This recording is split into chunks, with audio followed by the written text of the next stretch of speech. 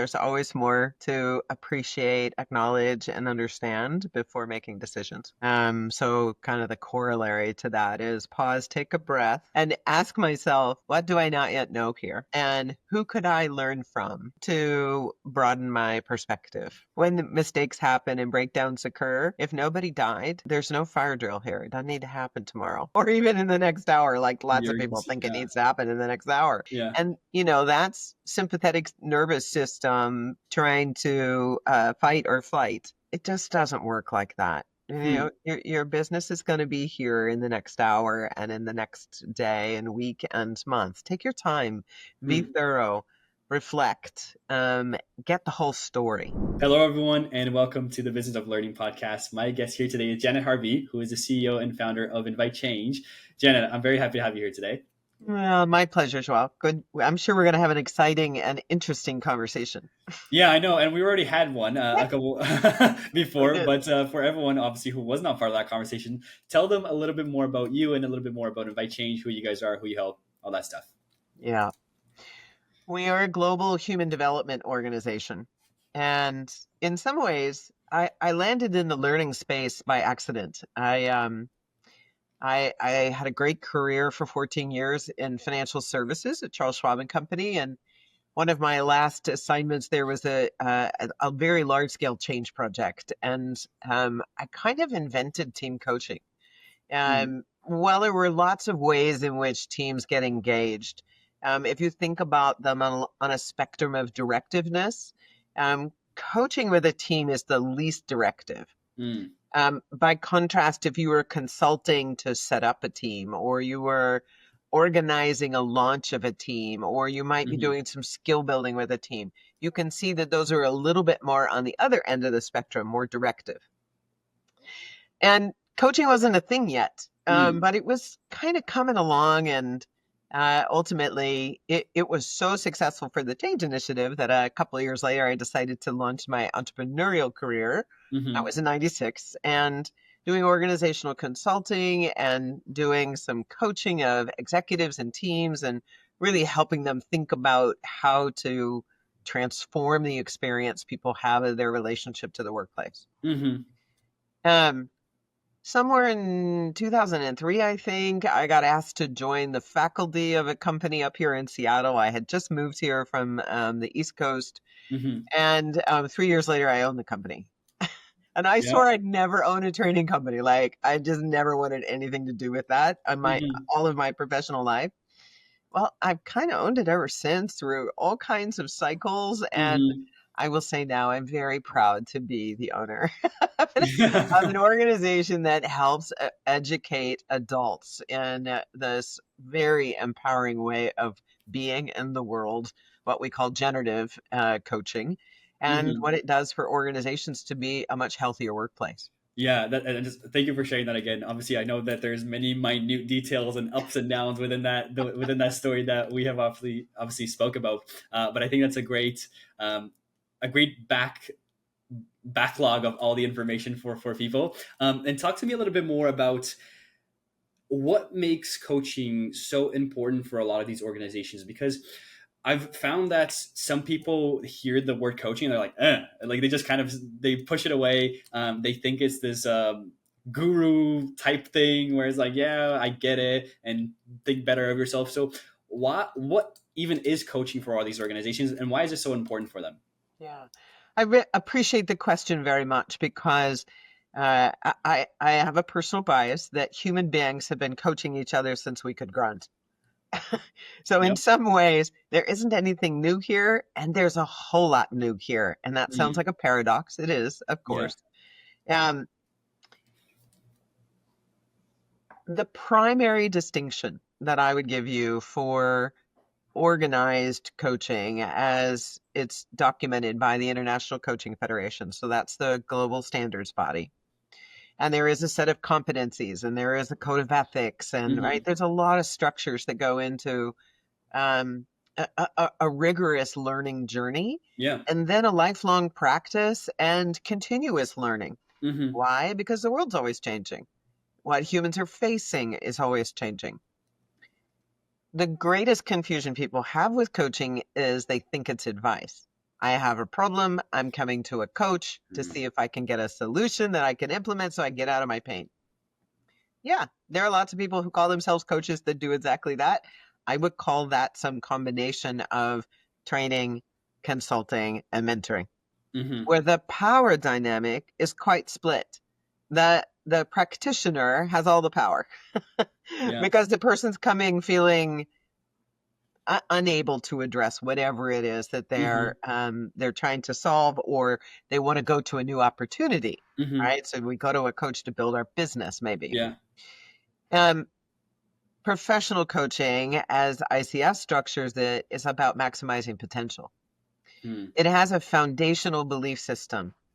So when I say generative mindset, that belief system is everything necessary already exists Yep. inside of the person.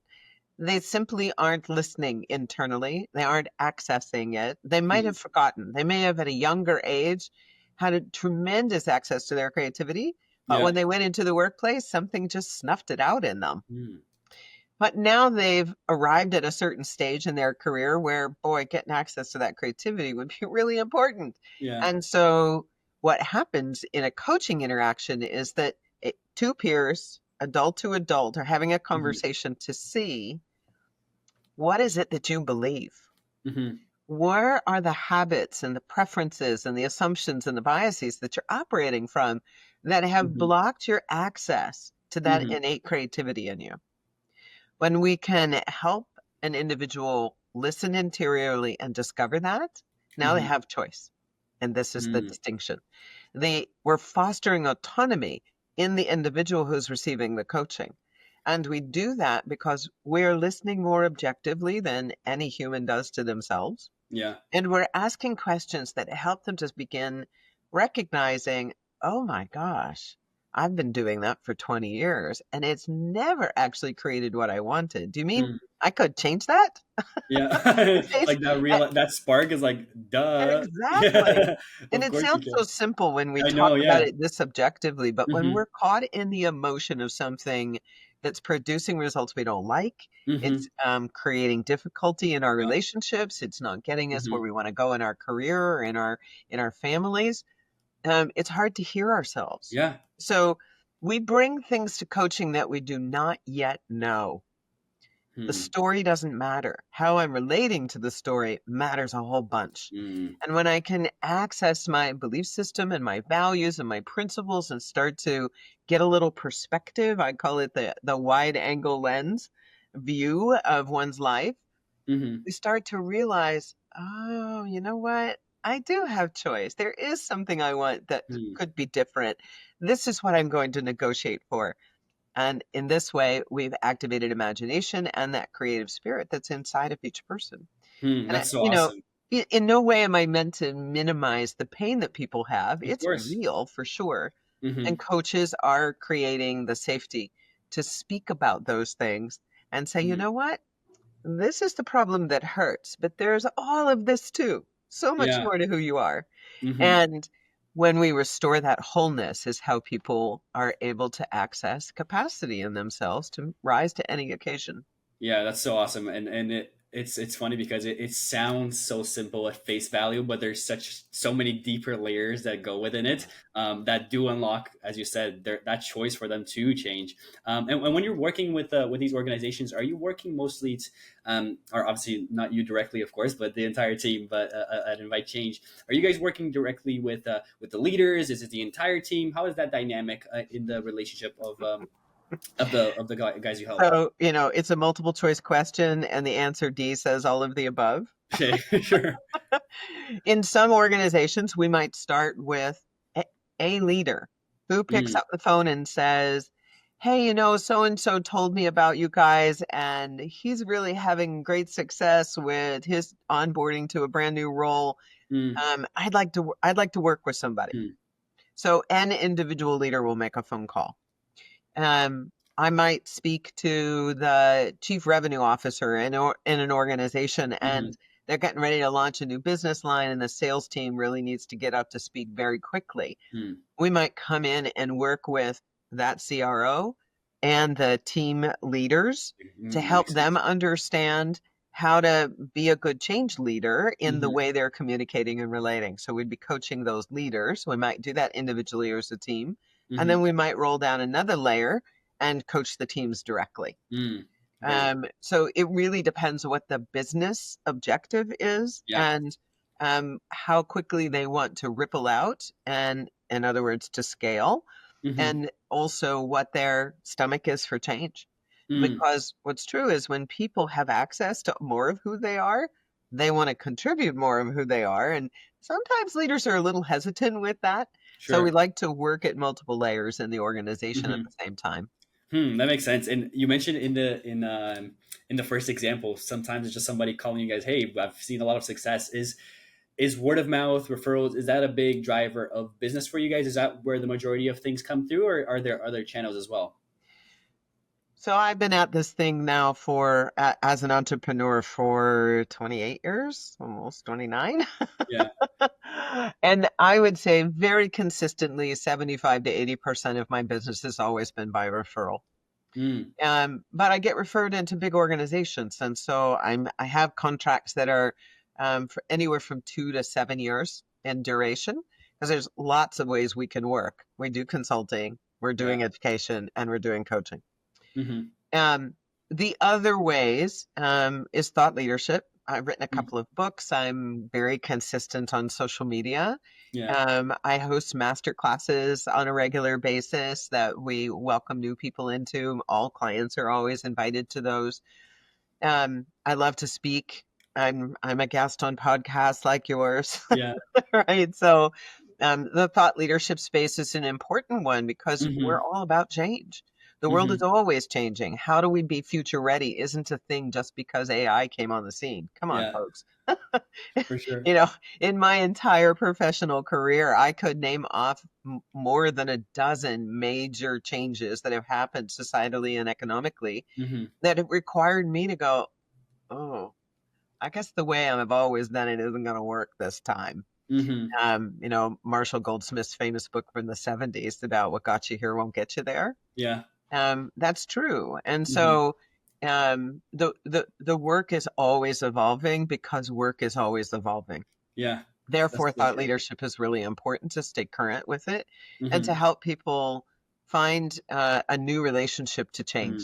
It is constant. Our body's changing constant. People say to me, "Oh, I don't like change. Doesn't work for me." I'm like, well, but you're always changing. You do Yeah. get that, right? Mm-hmm. You can't say, no, you don't like it, because that's like saying you don't want to live. Come on. Mm. Yeah, Yeah. that's so funny. Uh, That's so funny. I like how you brought up the what got you here won't get you there, because I think that's such an important um, aspect of pretty much so many parts of our life, but yeah. obviously business too. It's hey, what got you to 0 to 100K won't get you to 100K to a million, and a million to five, and five to 10, and Right. 10 to 50. It's always going to be so different. And with that perfect, I guess, bridge onto my next question. How do the challenges from growing the company differ from the challenges that you guys face right now? How are they similar? How are they different? And kind of what are some of Yeah. those? When I started out, I was a solo practitioner, and 8 months in, I was billing 18 days a month, which essentially means I didn't sleep. Hmm. As you can't Yeah. deliver that much business without, churning out what it takes to produce it. Hmm. And I realized that while I was making a lot of money, and had no personal life. That's Hmm. like, no, that's not what I want to do. Sure. So the next layer was I ended up with 4 partners, and we were working all over the globe. So that was another, I don't know, 7 or 8 years, I guess. Hmm. Again, everybody was making plenty of money, but I had no personal life. I was just doing it bigger. Yeah. And it wasn't all on my shoulders. Like, it was spread out amongst the 5 of us. Hmm. And so it was about the same time that somebody came along and said, "Hey, I really like the company name," which at the time was Clarity International, and we're doing this thing, and we really want to call it Clarity International. Would you sell me your name?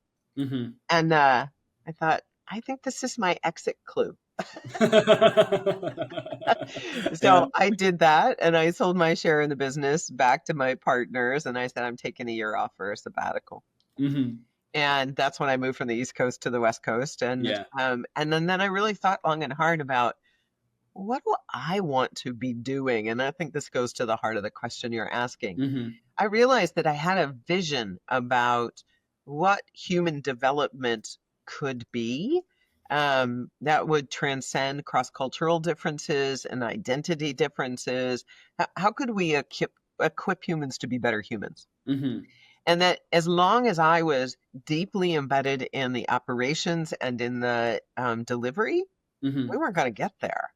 Mm. There wasn't any way for me to scale. Now, I want you to hear the parallel process in this because this is what happens in organizations. Sure. Leaders don't know how to make themselves different from their personnel. In other words, they often stick their nose in where they shouldn't. If they Okay. really want to scale their business, they need to uplift their team to accept more responsibility and then face outward. And Mm. this is a really important transition step to growing the business at the scale you're talking about, to drive in multiples that go from 1 to 5 to 10 to 15, for example. Mm-hmm. And it's hard to do. It's hard to do as a founder because, you know, it's your baby. Yeah, for sure. It's interesting because that saying, "Oh, this is my baby. It's my livelihood. It's everything that I care for." It's it's like also it's a blessing, but it's also a curse in a way because it is your baby and it is all you've done for it. And it is you've worked so hard on it, Yeah. and now you have to let it go. And it's like you have to let other people take care of it as well. Yeah. And so here's what I would say as a founder, it's not let it go, Okay. but the things that and I've noticed this change for me over time. I love doing design. I just love it. It's such a creative Mm-hmm. expression, Mm-hmm. and I shouldn't be doing design anymore. I ought Mm-hmm. to be listening to design ideas from the team and helping them make them richer, more robust, more Yeah. more user affinity. And because I have the experience to know where that goes, and Mm-hmm. I'm also out in the world talking to organizations about the challenges they're Yeah. facing and making a future ready workforce. Mm-hmm. So my highest contribution now is in helping to refine the ideas, Yeah. not getting in there and being the one with the pen in my hand, Yeah. Yeah. right? 1000%. 1000%. So It's this is I think an important part of the growth journey. mm-hmm. And also now know that I've just had two of these conversations this morning that, Okay. as an industry, the people who have been around for a while, those voices need to be there. Um, Mm. and sitting side by side, of course, with the next 2 or 3 generations coming behind us. But Yeah. there are things that we know that we only know because we've been through the cycles. Mm-hmm. Yeah. And we Mm-hmm. have a systemic way of thinking about them and take what we want from the past and pull it forward and then be open to seeing how it recombines into something new. That kind of strategic thinking um, is something that's a mix of, yeah, Mm-hmm. develop the ability to think that way, but you have to have context. Yeah. And so I think that founders who hold back from being involved in industry and being in with associations, being in particular sectors, showing up at those conferences, these are all super important to the longevity of the organization Yeah. and what I think is the reciprocity that ought to happen. That Mm. when leaders are giving back into the industry stays healthy and it pays back by having more people who go, "Hey, I want some of what they got." Yeah. Huh, that's so interesting. And I want to dig into what you just mentioned of the context from the experience and going through the process. But I want to ask a deeper question when it comes to what you just answered first. Um, it sounds like when you were having to make these decisions in business, it's like, okay, awesome. If I want to go to the next level, then I have to be the overarching vision for the entire thing and guiding everybody through, as opposed to obviously being in the ins and outs. And then when you're looking at growth now, what are some of those obstacles that you face that you're like, okay, here's the next step now that I want to take, and here's what's in my way? What are some of those?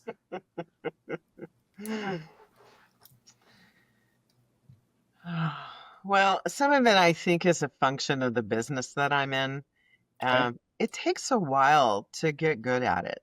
Mm, And just because you are an effective practitioner, it doesn't mean you're an effective educator. mm, Those are different things. And it further doesn't mean that you're a good business thinker. And I often spend times in organizations with founders talking about the difference between an entrepreneurial mindset and an executive mindset. mm, And the executive mindset at 10 million is really different from 100 million. One simple example might be that the banker that you talk to stops being the new account rep in your local branch and it starts being a commercial officer who is looking at capital investments you're making in software or hardware or maybe brick and mortar. And they're wondering whether or not you have managed the business well enough for cash flow and recurring mm, revenue, because that's how they secure their loans, because mm-hmm, we're in the services business. Right. So that's a level of financial savvy that's quite mm-hmm. different. I have That's a so little interesting. bit of inside capability there, having come out of the industry. But, most of the people that I work, that's a huge mountain to climb. Mm-hmm. That's so Um, interesting. Yeah, I hadn't heard that one before. Sorry, go ahead. I finished. that's okay. I think for me, it's a deeply personal obstacle that I'm having. I Mm, never set out for world domination. I never set out to grow if I got to this step in the ladder, that I would get to this step in the ladder, that I would get to this step in sure. the ladder, right? It was never my intention or objective. And Mm-hmm, over time, because I've been around a long time, I've grown the business. mm-hmm, Like, do I really want to manage, lead, attend to, take care of, think about every day when I wake up? I mean, as it mm-hmm. is, we work on all 6 continents, and the first thing I do in the morning is look and see where are the trouble spots in the world. Uh-huh. Who's struggling, right? Yeah. Where's war broken out? What's going on with supply chains? We have 6 industries that we work in. I need to stay informed about what's going on with them. Mm-hmm. And most days, I'm pretty excited about it. It's just fun staying current. Uh-huh. But then there are some days I'm like, oh, I do I like really that. want to keep carrying this responsibility? And Mm, um, that's a personal decision that everybody makes along the way. And mm-hmm, if I had retired, I could have retired at 45 or 50. I just couldn't imagine doing it. I was having so much fun. mm. And now at 65, I'm still having fun, but I'm 65. I'm like, huh, 65? No. what am I going to do with myself, right? If I Interesting. retired, what would I do? But these are questions that arise Yeah. because societally, I mean, all my friends go, why are you still working? Mm. I said, well, I don't have a job. I get to do my bliss. And I know a lot of founders feel that way. Yeah. So, the next stage is sitting on boards, and I do a bunch of nonprofit, and I am active in our association. These are things Mm-hmm, that I'm involved in. I mentor a half a dozen people on a regular basis, but I can feel there's something else coming.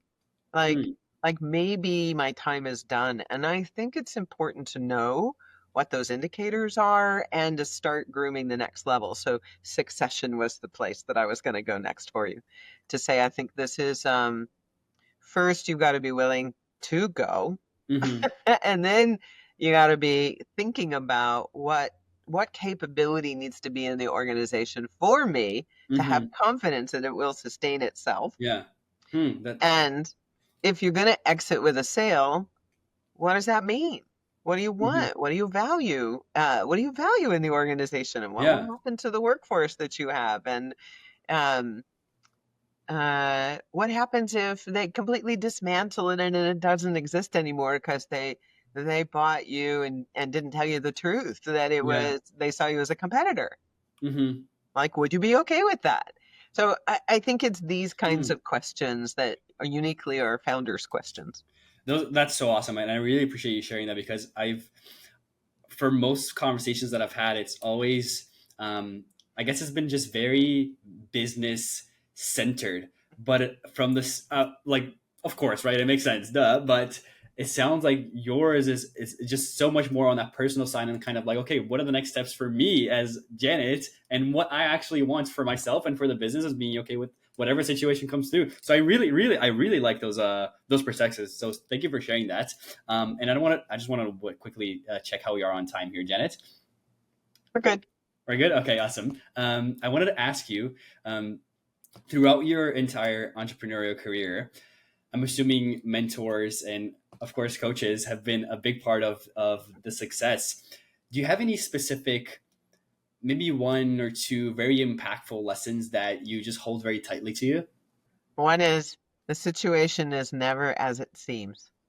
Hmm. There's always more to appreciate, acknowledge, and understand before making decisions. So kind of the corollary to that is pause, take a breath, and ask myself, what do I not yet know here? Mm-hmm. And who could I learn from to broaden my perspective? Hmm.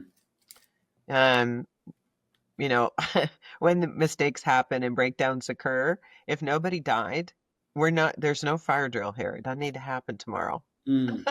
or even in the next hour, like lots of You're people think it yeah, needs to happen in the next hour. yeah. And, that's sympathetic nervous system trying to fight or flight, right? Um, it just doesn't work like that. Hmm. Your business is going to be here in the next hour and in the next day and week and month. Take your time, be Hmm. thorough, reflect, get the whole story, right? So that's kind of a mix in it itself. Awesome. Um, Very. and I think the other is that we're very poor observers of ourselves. So having people around you that don't carry the same habit, preference, assumption, and bias Hmm. rubric, and can give perspective that it would never occur to me to think about. Hmm. It's both helped with creativity and innovation, and it's also kept me from making mistakes because I had a blank space in my understanding of that business or, Yeah. that group of people or the dynamic that was happening. Hmm. I really like those two. I really like those two. Especially the perspective side of things. I think it gets often so overlooked because we're so in the ins and outs and the weeds of the business, and we have to take care of this and that problem and that and that and that and that, and we're like, okay, let's just do it my way as opposed to listening to everybody else. So yeah, I like those ones. I have two more questions for you, Sure, if you don't mind, Janet. no One problem. is a question that I've been asking everybody, and I am actually quite interested to hear your perspective, given the answer that you gave me when it comes to what you're thinking through right now when it comes to the Mhm. business. So here's the question: if you had a magic wand and you could just wave this amazing wand and fix just one thing within the business, which oftentimes we're looking at so many fires, but it's just one thing that would help you achieve maybe the growth goals or just any general goals you have for the business, or maybe an obstacle, what would that one thing be for you? I think the thing that we are not as effective at as I would like is to be in a continuous relationship building process, Hmm. um, without worrying about cash flow for the next month or quarter or year. I think instilling a commitment to the long game is super important. I Mm-hmm. have it, but not everybody on the team always has it. So Mm. what I know is when you sell from scarcity, it's harder. Mm. It's Yeah. just harder. Um, and when you sell from belief and faith that the right customers will come with the right kinds of business, right, as in good fit to cultural norms, good fit to outcomes that the services we offer Mm-hmm. produce.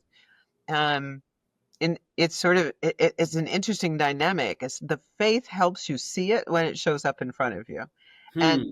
to have the conversations where people will say yes.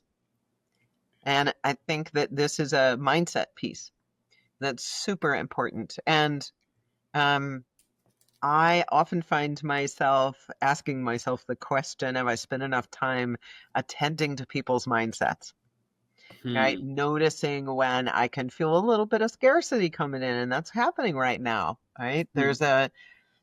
Fortunately for me, I don't have anybody that we're working with right now that's funded by government contracts, or do we do a lot of coaching and education work in government? But Mm-hmm. those are all cut.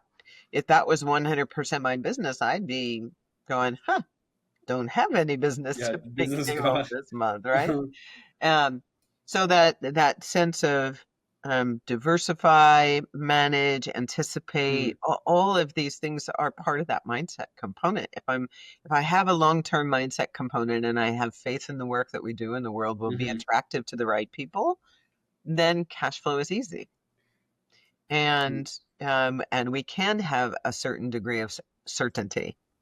Never 100%. There's always going to be a curveball. Yeah, Life would be the boring if probabilities go everything was way up. certain, Yeah, that's awesome. I right? like yeah, faith helps you see it when it's right in front of you. Yeah. I like that. I really like that. And final question here for you, Janet. It's actually not a question from me. It's a question from our last guest to you, Oh, and they had no idea who you were. So you oh, ready for this question? This is an interesting one because with your experience in the field, I think it'll be very applicable. So here's the question. Here's the question. okay.